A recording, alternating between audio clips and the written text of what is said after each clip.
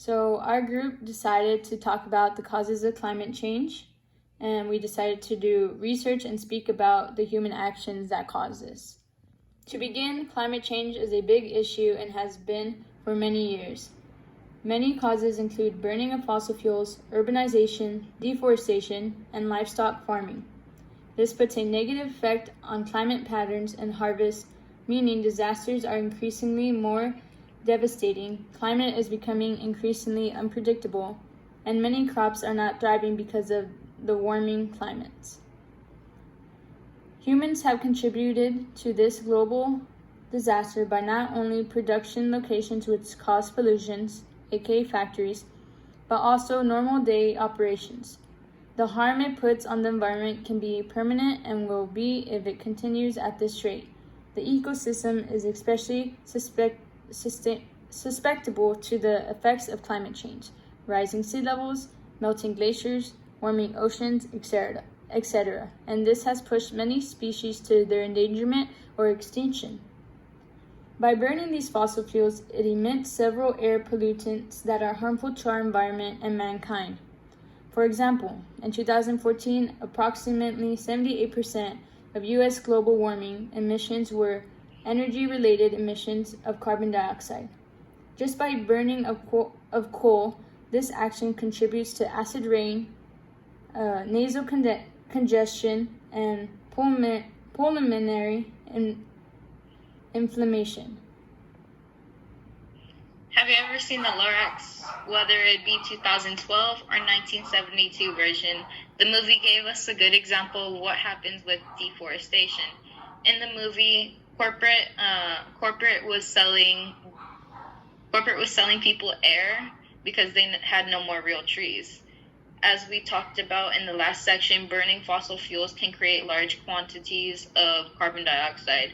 When trees are cut down, their stored carbon turns into carbon dioxide and releases it into the air. In continuation, let's not forget what helps us breathe: trees. We take in oxygen and release carbon dioxide for the trees. So when we cut down all the trees, who will provide oxygen and take in our carbon dioxide? No problem. We can provide solutions to this matter.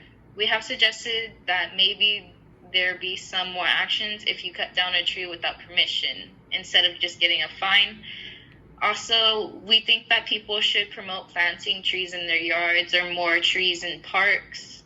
And in continuation, we should make businesses / construction, like construction workers, plant more trees. So like every 2 trees they cut down, they should plant a tree or something along those lines. Okay, and I'm going to talk about livestock farming now. And livestock farming is defined as domestic animals raised in an agriculture setting to produce labor and commodities such as meat, eggs, milk, fur, etc. I myself did not actually know the impact of livestock farming had on climate change until I did my research. Who would have thought that the more livestock we have, the more harm it causes our earth?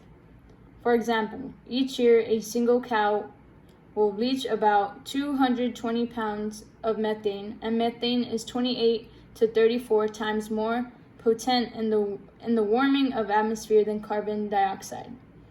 As shown on the infograph, livestock is responsible for 14.5% of global greenhouse gases. A solution will be to consume less meat and dairy products and try to consume more plant-based options to help reduce climate change. Also, another solution would be to know the number of livestock, because we could also have too much where it also could cause overgrazing, and that cannot be as good for the environment as we might think. So here on our infograph, we included deforestation, livestock farming, and the burning of fossil fuels. And that is all for our presentation.